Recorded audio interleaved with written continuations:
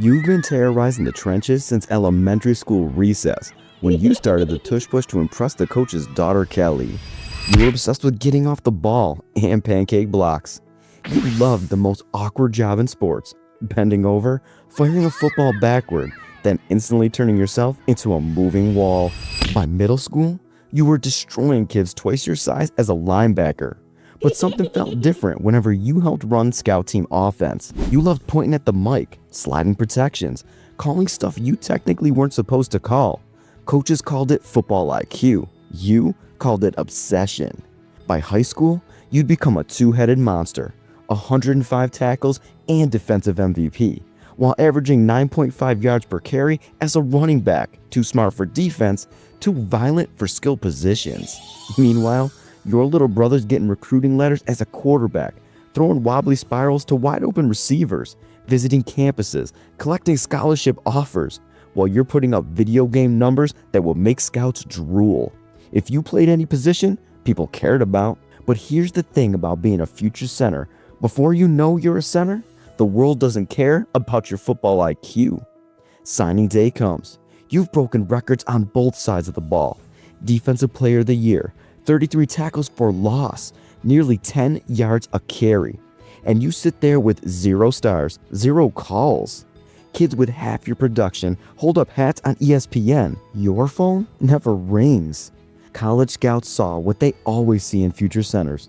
A kid too smart for his own good, obsessed with the dirty work, but not worth a scholarship. So you take the only door open, walk on at a program that barely notices you. They want you at linebacker, 240 pounds against backs who could probably outrun you backwards. At least you still get to hit people. Deep down, you already know the truth. You're built for something more important, something no one talks about. College was supposed to clarify everything.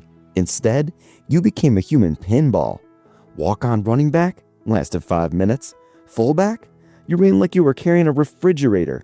Defensive line? Why not? Let's see how many spots this kid can fail at. But you didn't quit. You kept showing up, hitting, studying film like your life depended on it. Because maybe it did. Then, spring of sophomore year, click. Coaches move you to offensive line. Suddenly, the game slows down.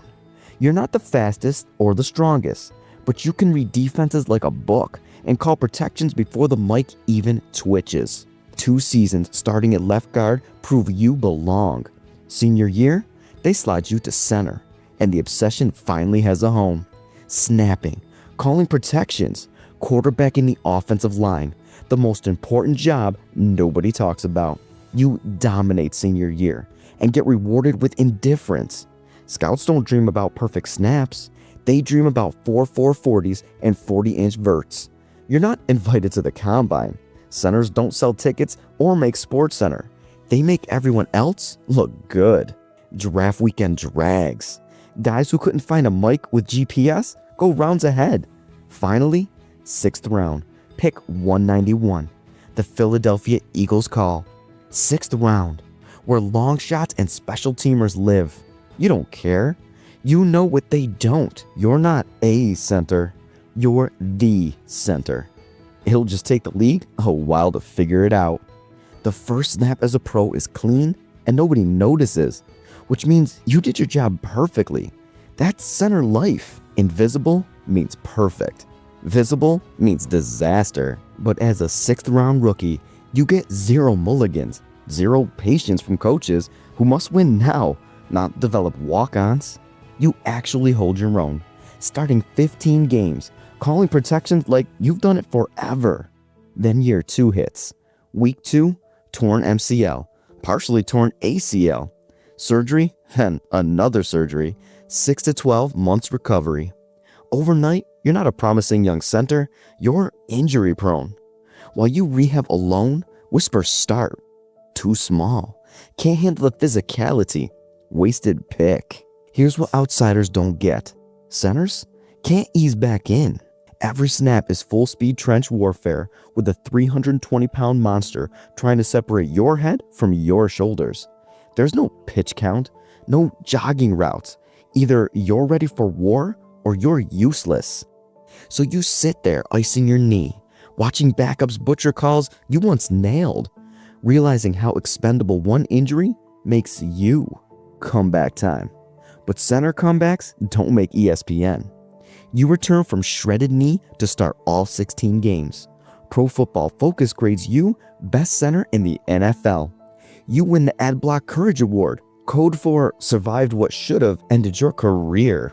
Here's the sick part. The better you get, the more invisible you become. Perfect snaps don't trend. Clean pockets become great quarterback pocket presence. Pick up a blitz that saves the franchise quarterback? Zero credit. But year after year, you keep stacking greatness. 156 consecutive starts. While skill guys sit with hangnails, you're out there every Sunday getting your head caved in. And you love it. You love the chess match. You love being the anchor. Meanwhile, little brother's catching touchdowns, landing endorsements, trending every Sunday. You're quietly having one of the greatest center careers ever. And nobody outside Philly knows it. But something's building in Philadelphia. And for once, being the center is about to matter. Finally, you get weapons and a coach who understands what you do. For the first time, the smartest guy in the field matters more than the fastest. Your quarterback trusts you completely to make the right calls. When everything clicks, it's chaos turned ballet. You call protections, slide assignments, sniff out blitzes before they exist. Championship run. You touch the ball every play, yet remain invisible to the casual eye. Quarterback has time? You. Running back finds daylight? You. Offense never implodes versus exotic pressure? You. Biggest game of your life. Not nerves. You've prepped since recess. Every snap perfect. Every call money. Every block a truck lane. Confetti falls. Parade comes. They hand you the mic. For 5 glorious minutes, the world hears the underdog's story. The walk-on. The 6th rounder. The Iron Man. For once, the anchor is the voice, and the world finally understands what centers mean. Championship highs fade fast. Bodies don't forget. Next season becomes war between mind still elite and body made of scar tissue. Morning feels like getting hit by a truck. Practices are negotiations with pain. You were Iron Man, but iron rusts. Neck barely turns. Hands mangled. Back seizes without warning. Doctors say arthritis, degenerative discs, chronic inflammation. And here's the cruel part. No part-time center. Every snap is still trench warfare against monsters bred to destroy you. No load management, no jogging routes, no easing out. You keep playing for love, for teammates, because you're the anchor. But each collision steals more. Each limp to the car feels heavier. Your wife sees it, knows the game won't love you back the way you love it. Deep down, you know she's right. But stopping means admitting part of you dies. You debate quitting for seasons. Fear, brotherhood, identity. They hold you hostage.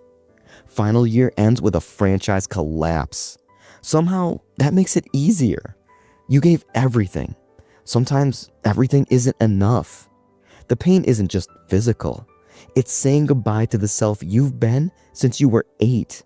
You don't retire the night of the last game. Too raw. You go home. Sit with every snap, every call, every bruise. Weeks later, press conference. Sleeveless shirt. Immediate tears. How do you say goodbye to your life?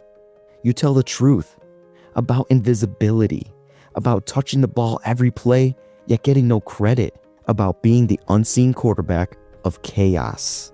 45 minutes later, the world finally gets it.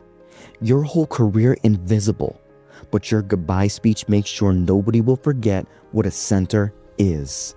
Retirement feels like a funeral.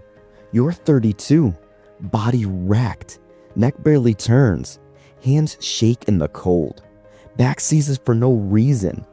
Pension helps, but can't buy you a new spine. But there's freedom too. Sunday is just Sunday.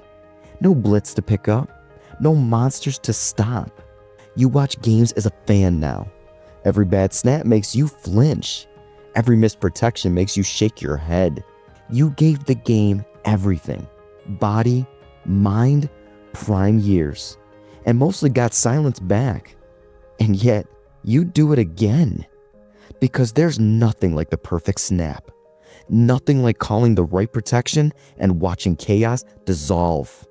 Nothing like being the unseen anchor. That's why it sucks to be an NFL center. You're everything to the game and nothing to the world.